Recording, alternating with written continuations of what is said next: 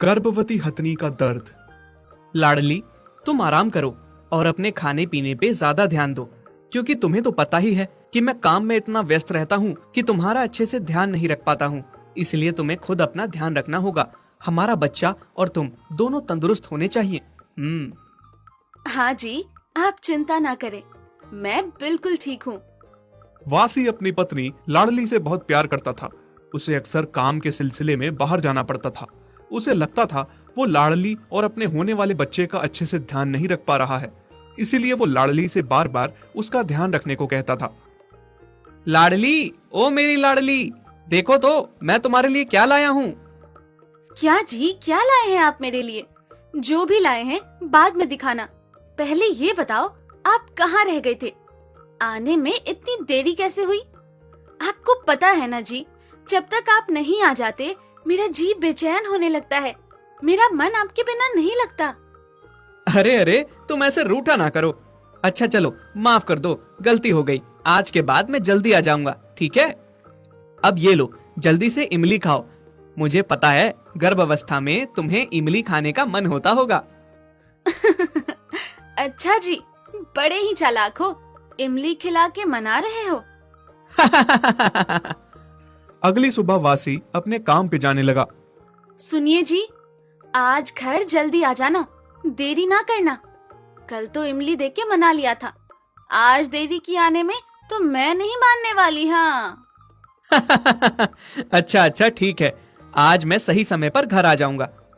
वासी के जाने के बाद जंगल में शिकारी आ जाते हैं। लाडली पानी पीने नदी के किनारे गई थी। जैसे ही वो पानी पी के निकली, तभी शिकारियों ने लाडली को चारों ओर से घेर लिया। सभी शिकारी बंदूक लेके खड़े थे।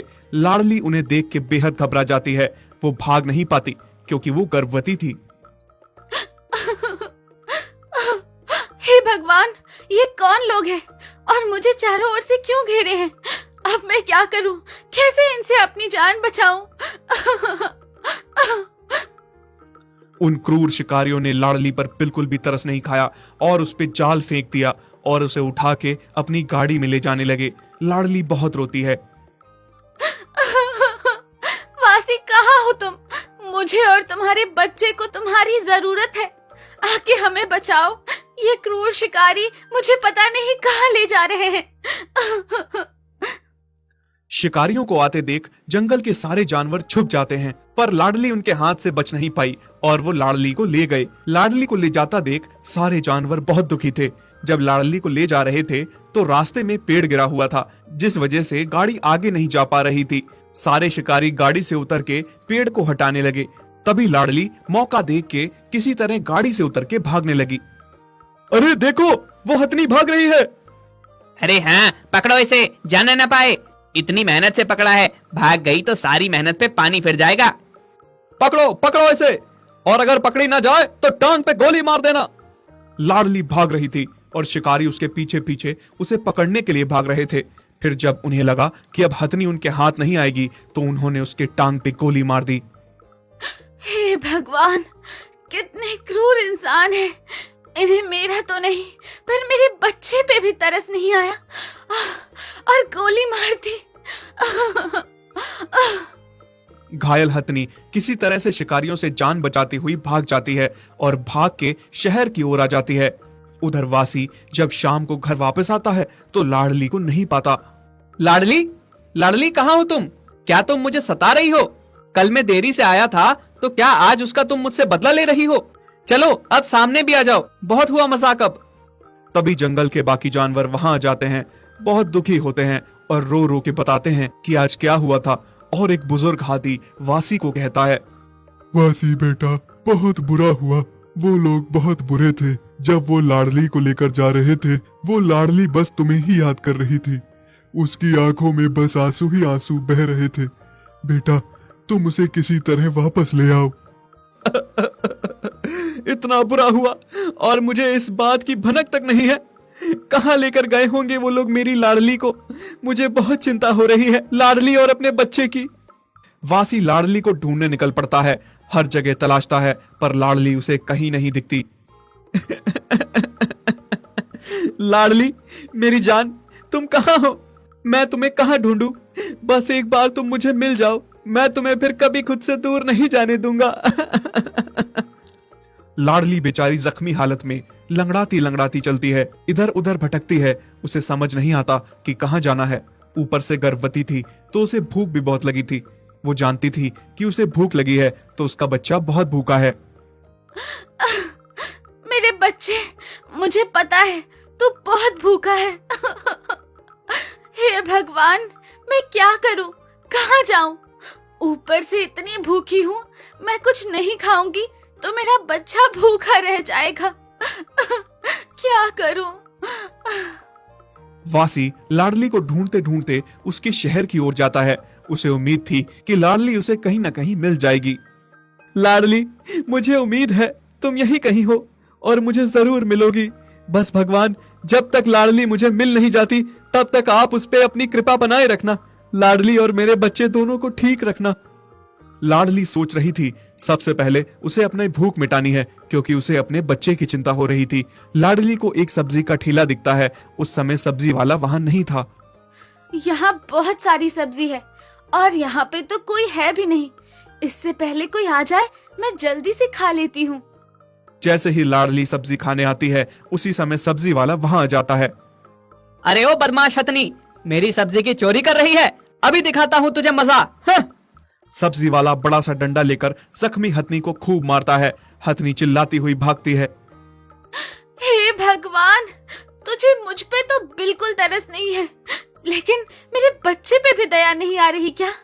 इतने बुरे कर्म है क्या हम जानवरों के? मेरे पेट में मेरा बच्चा भूख से तड़प रहा है। क्या इस पूरी दुनिया में इसके लिए थोड़ा सा भी खाना नहीं है? लाडली बहुत भूखी थी। उसे अब अपने दर्द की भी चिंता नहीं थी और ना ही उसे अब घर जाने की परवाह थी। अब वो बस खाने की तलाश में इधर उधर भटक रही थी। उसे बस अपनी भूख मिटानी थी और किसी तरह से अपने बच्चे को बचाना था। मेरे बच्चे, अब मुझे किसी भी बात की चिंता नहीं है, इस गोली के दर्द और ना घर जाने की, क्योंकि मुझे पता है तुम्हारे बाबा हमें जरूर ढूंढ लेंगे। बस चिंता है तो इस बात की कि तुम्हें कैसे बचाऊं। किसी तरह बस थोड़ा सा खाना मिल जाए। तभी एक जगह लाडली को रास्ते पे लावारिस तरबूज दिखता है। वो बहुत खुश होती है कि लावारिस तरबूज किसी का नहीं है, खा भी लूंगी तो कोई मारेगा नहीं। फिर जैसे ही वो तरबूज खाती है, उसके मुंह में अचानक से जैसे तरबूज फट जाता है, जिस वजह से उसका मुंह जख्मी हो जाता है और मुंह से खून निकलने लगता है। ये क्या था? मैंने ये क्या खा लिया? मेरा मुंह क्यों जल रहा है? उसे कुछ समझ नहीं आ रहा था उसके साथ क्या हो रहा है, उसके मुंह में कैसी जलन हो रही है और वो उस जलन को कैसे मिटाए। उसे क्या पता था कि जिस तरबूज को उसने अपनी भूख मिटाने के लिए खाया है वो पटाखों से भरा हुआ है, जिसे इंसानों ने जंगली जानवरों को दूर रखने के लिए रखा है। खून से लथपथ लाडली अपने दर्द को मिटाने के लिए इधर उधर भटक रही थी कि किसी तरह से जलन मिट जाए, पर इंसानों में कोई ऐसा न था जो उसके दर्द को समझ पाता। अपने दर्द को मिटाने के लिए लाडली पानी के एक तालाब में जाके बैठ जाती है। उसे लगा था कि बस अब यही एक तरीका है जिससे मेरी जलन मिट सकती है। मैं जानती हूँ भगवान, अब मैं नहीं बचूंगी और ना ही मैं वासी की निशानी को बचा पाऊंगी। एक आखिरी विनती है भगवान आपसे, मुझे एक बार वासी से मिला दो। उसके बाहों में मैं अपना दम तोड़ भी दूंगी तो कोई गम नहीं है। सारे लोग वहां इकट्ठा हो गए थे, पर वो हथनी के दर्द को समझ नहीं पा रहे थे कि उसे क्या हुआ है। तभी वासी लाडली को ढूंढता हुआ वहां पहुंच जाता है। जैसे ही वो लाडली को जख्मी हालत में तालाब में देखता है तो वो चिल्ला उठता है,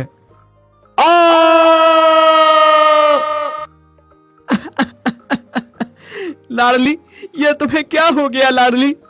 वासी, तुम आ गए। बस अब मैं मर भी जाऊं तो कोई गम नहीं है। नहीं, तुम ऐसा ना कहो, मैं तुम्हें कुछ नहीं होने दूंगा, मैं कुछ करता हूँ। वासी अब समझ गया था कि लाडली को अब बस डॉक्टर ही बचा सकते हैं। वो भागता हुआ एक डिस्पेंसरी जाता है। डिस्पेंसरी के कर्मचारी भी हाथी को देख के हैरान थे कि इतना बड़ा हाथी कहाँ अंदर घुस आ रहा है।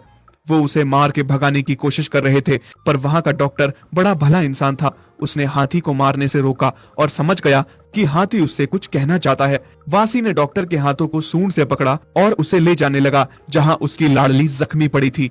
डॉक्टर भी उसकी परेशानी को समझता हुआ उसके साथ साथ चलता गया। वहां पहुंचा तो डॉक्टर ने लाडली का चेकअप किया। अरे ये क्या, किसी ने बहुत बेरहमी की है इस हथनी के साथ, इसको तो अस्पताल ले जाना होगा। लोगों की मदद से डॉक्टर ने हथनी को अस्पताल पहुंचाया। वहां पे उसका अच्छे से इलाज किया। अब लाडली और उसका बच्चा दोनों सुरक्षित थे। लाडली, अब तुम बिल्कुल ठीक हो। एक पल के लिए मुझे लगा कि मैंने तुम्हें खो दिया, पर भला हो उस डॉक्टर का जिसने हमारी मदद की। हाँ वासी, अब मैं बिल्कुल ठीक हूँ और हमारा बच्चा भी। अगर आपको हमारी ये वीडियो अच्छी लगी तो प्लीज़ हमारे फेसबुक पेज को लाइक, शेयर, कमेंट और फॉलो ज़रूर करें।